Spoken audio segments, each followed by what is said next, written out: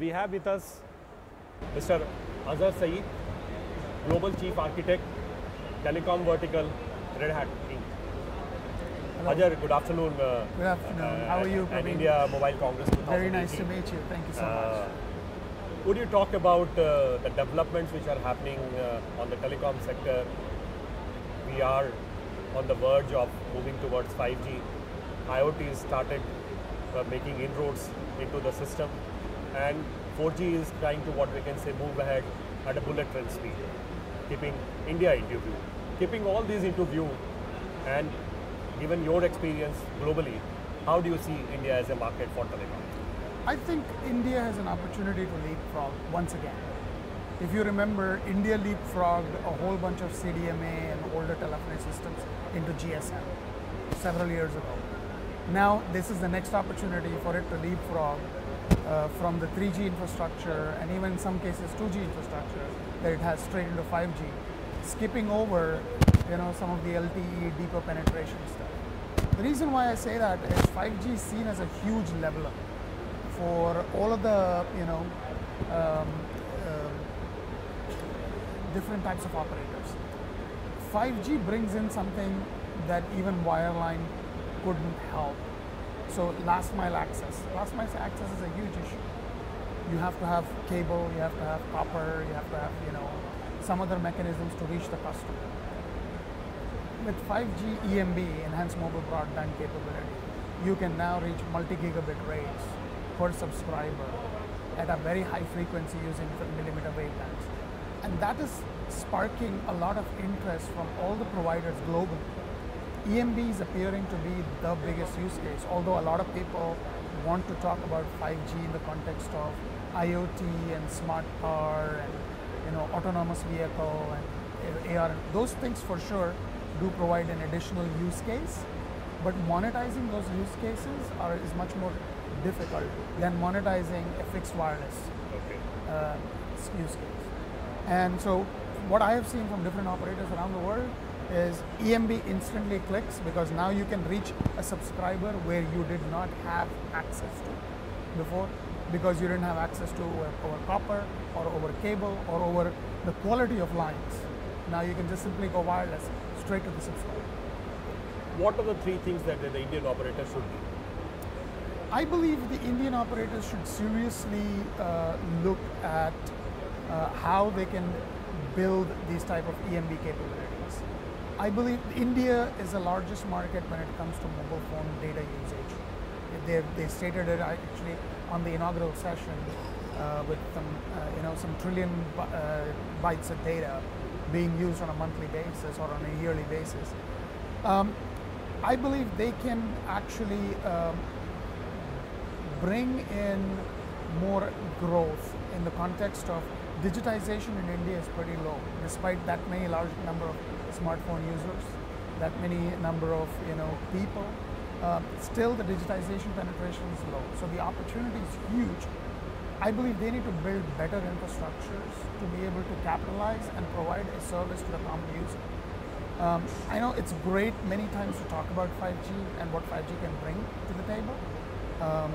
But it's also important to look at the quality that the consumer is really receiving, even on their current infrastructure. So let 5G be the impetus to drive better services to the consumer, to the user. And from an operator perspective, virtualization, leverage virtualization technologies to drive your costs down. Leverage open source. That will help you create open platforms. When you have open platforms, you can put different types of applications, build newer use cases. I mean, one of the things we do, Red Hat does, is actually open source software and open source technologies, and certainly they can leverage something like that and build platforms that allow them to provide better services.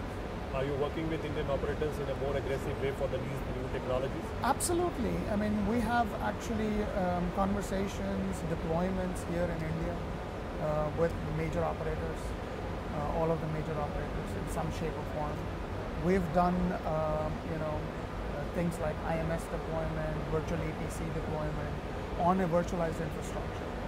And these operators, what I find is that they are not just satisfied with what they can get, but in fact, in some cases, they are actually driving a forward-looking vision, which to me is very impressive, because there are many operators around the world that are constrained by their legacy infrastructure.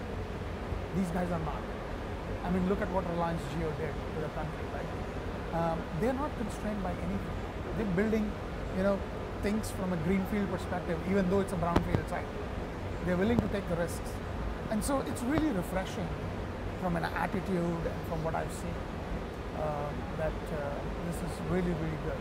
And we've been working with quite a lot of them. Virtualization is really key to making these successful, and that's really important.